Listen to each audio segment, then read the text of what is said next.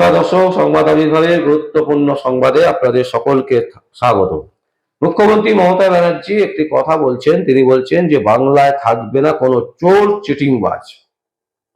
ভাবুন, মুখ্যমন্ত্রী মমতা ব্যানার্জি বলছে যে বাংলাতে কোনো চোর চিটিংবাজরা থাকবে না। এখানে অনেকগুলো প্রশ্নচিহ্ন চলে আসছে।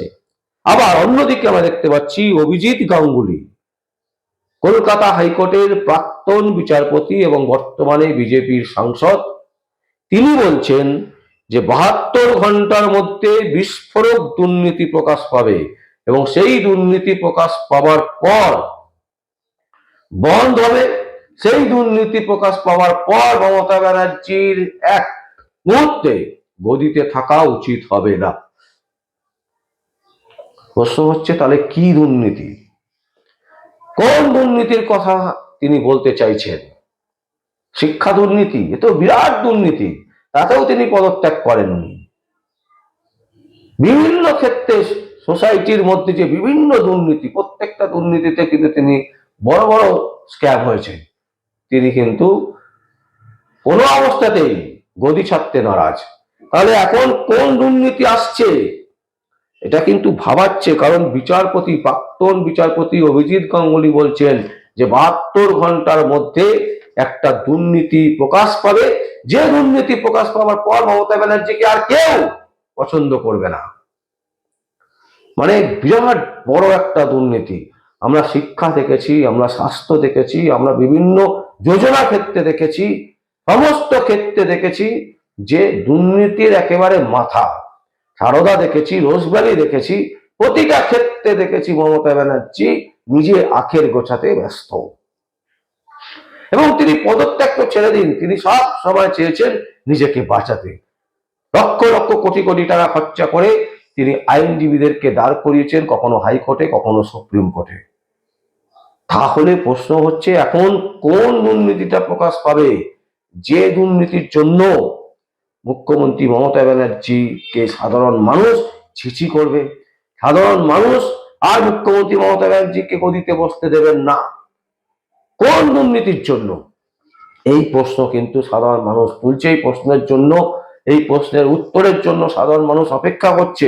সাধারণ মানুষ বুঝতে চাইছে যে মাননীয় প্রাক্তন বিচারপতি অভিজিৎ গাঙ্গুলি কোন দুর্নীতির কথা বলতে চাইছেন। রেশন দুর্নীতি, বিরাট দুর্নীতি। আপনারা সকলেই জানেন জ্যোতিপ্রিয় মল্লিক, প্রাক্তন খাদ্যমন্ত্রী, তিনি জেলে ছিলেন কতদিন, এখন জামিনে মুক্ত আছেন।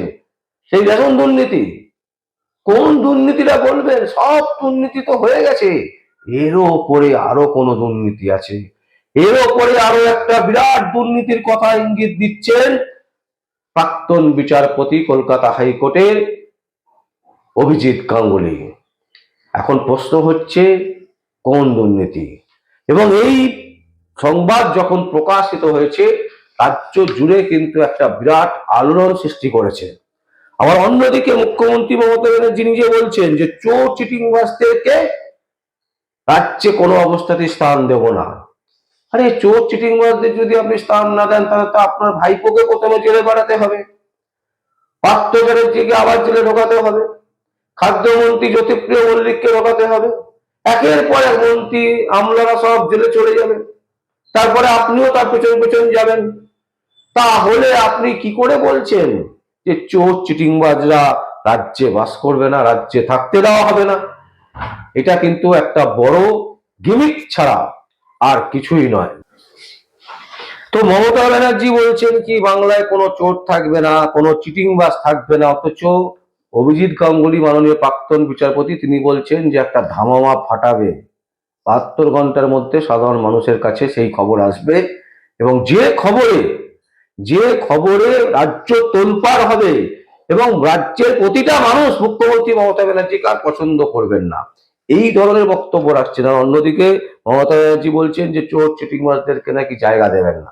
তো প্রশ্ন হচ্ছে, তার ঘরেই তো চোর চিটিংবাজরা পুরো ভর্তি এবং তিনি নিজে, না যদিও প্রমাণ হয়নি এখনো পর্যন্ত যে তিনি চুরি করেছেন কি করেননি, কিন্তু এটা প্রমাণিত হয়ে গেছে মিডিয়ার কাছে যে তিনি ফাইল চুরি করে কিন্তু বেরোচ্ছিলেন। আমরা আর টাকা পয়সা কি চুরি হয়েছে, সারদা থেকে শুরু করে অনেক কিছু হয়েছে, রাজ্যে খাদ্য থেকে শুরু করে, শিক্ষা থেকে শুরু করে, স্বাস্থ্য থেকে শুরু করে বিভিন্ন ক্ষেত্রে দেখেছি আমরা দুর্নীতি। তো মমতা ব্যানার্জির নামটা আড়ালেই ছিল, কিন্তু ওই যে ফাইল চুরিতে কিন্তু মমতা ব্যানার্জি একেবারে প্রকাশ্যে ধরা পড়ে গেছেন। এবং সন্তু পান কিন্তু স্পষ্ট প্রশ্ন তুলেছেন যে মমতা ব্যানার্জি, আপনার ওই ফাইলে কি আছে। আবার এই নিয়েও কয়েকজন সাংবাদিককে দেখলাম, তারা প্রশ্ন করছেন যে মুখ্যমন্ত্রী মমতা ব্যানার্জিকে মমতা ব্যানার্জি বলছেন, তা কি বলবেন? মমতা ব্যানার্জি চুরি করে বেরোচ্ছে একটা ফাইল নিয়ে, তাকে প্রশ্ন করেছে মমতা ব্যানার্জি ফাইলে কি আছে, তা খারাপটা কি বলেছেন? ও আপনারা যেহেতু মা বলেন, তো মা মাটি মানুষের মা, তো আপনি মা বলে সম্বোধন করতে পারেন, কিন্তু আমরা নাম বলেই ডাকবো। মুখ্যমন্ত্রী মমতা ব্যানার্জি, আপনি ওই ফাইলে কি ছিল, ওই ফাইলটা নিয়ে চলে যাচ্ছেন কেন চুরি করে? এখন এই প্রশ্ন অনেক উঠবে। যদিও তিনি বলছেন যে রাজ্যে কোনো চোর ডাকাত চিটিংবাজ এদেরকে থাকতে দেবেন না, তাহলে প্রশ্ন একটাই থেকে গেছে, তিনি সেই ফাইলে কি নিয়ে যাচ্ছিলেন চুরি করে? কেন তাকে ছুটে আসতে হলো? ইডি যদি নিয়ে যেত, তার তো সিজার লিস্ট দিত, সেই সিজার লিস্ট থেকে তিনি পরে নিয়ে নিতেন। প্রশ্ন হাজার, প্রশ্ন লাখ। এই প্রশ্নের উত্তর সেই সমস্ত দালাল সাংবাদিকরা দিতে পারবেন না, কারণ তারা শুধু দালালি করে এসছেন। সিপিএম এর সময় সিপিএম এর দালালি করেছেন, তৃণমূলের সময় তৃণমূলের দালালি করবেন। শুধু নিজেদের পকেট ভরো, নিজেদের পকেট ভরলেই হবে, সাধারণ মানুষের কি হবে তাতে কিচ্ছু যায় আসে না। তাই দর্শক, আমরা আপনাদের সামনে এই সংবাদ তুলে ধরছি অভিজিৎ গাঙ্গুলির যে বোমা, মানে নিউজ বোমা, যেটা ফাটাতে চাইছেন আগামী 72 ঘন্টার মধ্যে। তার মধ্যে ইতিমধ্যে প্রায় 24 ঘন্টা হতে চলেছে। তো আগামী 72 ঘন্টার মধ্যে তার ধারণা, তিনি মনে করছেন যে একটা দুর্নীতি প্রকাশ পাবে, এবং সেই দুর্নীতি বাংলার মানুষ যখন জানতে পারবেন সেই দুর্নীতির কথা, তখন মুখ্যমন্ত্রী মমতা ব্যানার্জিকে আর কেউ পছন্দই করবেন না, এবং লাগাতার বন্ধ হবে রাজ্যে, এই কথাও কিন্তু তিনি বলেছেন। সুতরাং একটা বড় কিছু হতে চলেছে পশ্চিমবঙ্গের বুকে, আমরা সেদিকে অবশ্যই চোখ রাখবো। আর আপনাদের চোখ থাকুক সংবাদ আবির্ভাবে। আমার নাম বিশ্বজিৎ পাল, সংবাদ আবির্ভাবের জন্য।